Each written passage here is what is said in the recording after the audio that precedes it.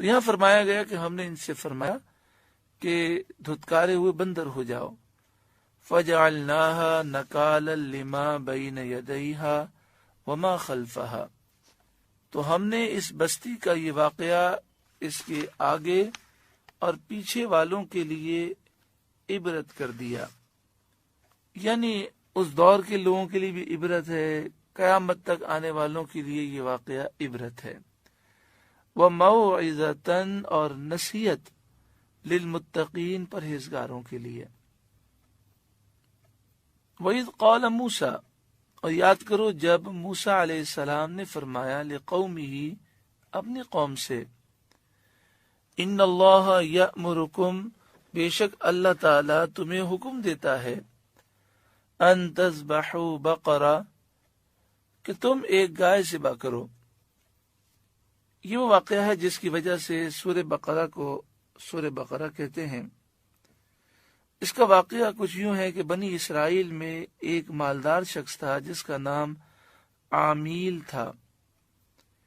اس کے چچا زاد بھائی نے وراثت کی لالچ میں اس کو قتل کر دیا اور دوسری بستی کے دروازے پر اس کی لاش پھینک دی، اور خود صبح حضرت موسیٰ علیہ السلام کے دربار میں آ کر کہنے لگا کہ میرے چچا زاد بھائی کو فلاں قبیلے والوں نے قتل کر دیا ہے، تو آپ ان سے خون کا بدلہ دلائیے.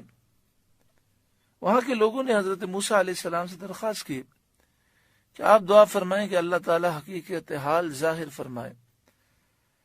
اس پر حکم صادر ہوا کہ ایک گائے ذبح کر کے اس کا کوئی حصہ مقتول کو ماریں، وہ زندہ ہو کر قاتل کو بتا دے گا. تو حضرت موسیٰ علیہ السلام نے فرمایا کہ اللہ تعالیٰ تمہیں گائے ذبح کرنے کا حکم دیتا ہے. قالو وہ بولے، اتتخذنا ہزوا کیا آپ ہمیں مسخرہ بناتے ہیں، کیا آپ ہم سے مذاق کرتے ہیں، کیونکہ ہم آپ سے مقتول کا حال معلوم کرنے آئے ہیں کہ اسے کس نے قتل کیا ہے، اور جواب میں آپ کہتے ہیں گائے ذبح کریں، تو بظاہر ان میں کوئی مناسبت تو نہیں ہے. قال آپ نے فرمایا، اعوذ باللہ میں اللہ تعالی کی پناہ مانگتا ہوں، ان اکون من الجاہلین کہ میں جاہلوں میں سے ہو جاؤں، نادانوں میں سے ہو جاؤں. اس لیے کہ ایسا جواب جس کا سوال سے تعلق نہ ہو یہ تو نادانوں کا کام ہے، میں ایسا جواب کیسے دے سکتا ہوں. تو یہاں پر آپ نے یہ ارشاد فرمایا کہ میں شرعی حکم بیان کر رہا ہوں، اللہ رب العالمین کی طرف سے تمہیں فیصلہ سنا رہا ہوں اور تم اسے مذاق سمجھ رہے ہو. اب انہیں حکم تھا کہ گائے ذبح کریں، وہ ایک گائے ذبح کرتے اور اس کے گوشت کا حصہ اس مقتول پر ٹچ کرتے تو وہ زندہ ہو کر بتا دیتا، لیکن انہوں نے سوالات شروع کر دیے. قالوا ادع لنا ربک وہ بولے آپ دعا کریں ہمارے لیے ربک اپنے رب سے، یبین لنا ما ہی کہ وہ بتا دے گائے کیسی ہے، ہمیں واضح بیان کرے وہ گائے کیسی ہے. قال حضرت موسیٰ علیہ السلام نے فرمایا، انہو یقول بے شک وہ فرماتا ہے، انہا بقرہ بے شک وہ ایک گائے ہے، لا فاردون ولا بکر نہ بوڑھی ہے نہ بچی ہے، عوانم بین ذالک بلکہ ان دونوں کے بیچ میں ہے، فَفْعَلُوا مَا تُؤْمَرُونَ تو کرو جس کا تمہیں حکم ہوتا ہے.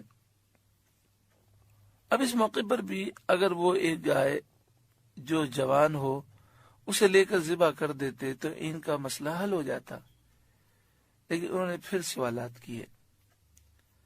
یہ سوالات اس لیے نہ تھے کہ مسئلہ سمجھ میں آئے، مسئلہ سمجھنے کے لیے سوالات کرنا اور ہے، اور اس لیے سوالات کرنا کہ ہم زیادہ سوال کریں تاکہ ہمیں یہ کہہ دیا جائے کہ تم یہ کام ہی نہ کرو۔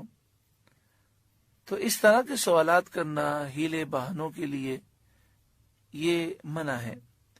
تو انہوں نے یہ چاہا کہ ہم اس طرح سوالات کریں تو ہمیں بغیر گائے ذبح کیے قاتل کا نام معلوم ہو جائے۔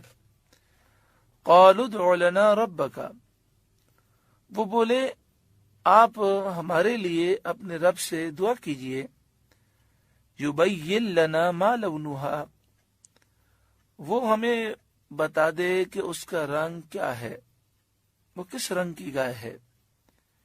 قال، حضرت موسیٰ علیہ السلام نے فرمایا، انہ یقول انہا بقرۃ صفراء، بے شک اللہ تعالیٰ فرماتا ہے بے شک وہ پیلی گائے ہے، فاقع لونھا تسر الناظرین، اس کا رنگ گہرا ہے، دیکھنے والوں کو خوشی دیتی ہے۔